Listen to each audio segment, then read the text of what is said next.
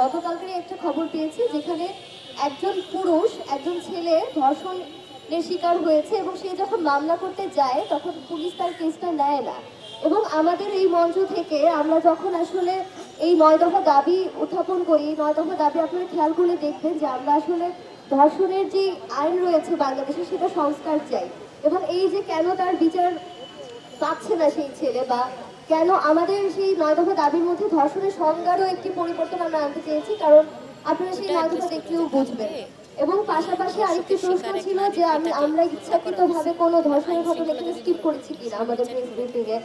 আপনি যদি বলেন যে এতগুলো ধর্ষণের ঘটনা প্রতিদিন বাংলাদেশে ঘটে যাচ্ছে, আমরা আসলে আমাদের পৃষ্ঠার পর পৃষ্ঠা চলে যাবে, দিনের পর দিন চলে যাবে প্রত্যেকটি ধর্ষণের ঘটনা লিখতে গেলে।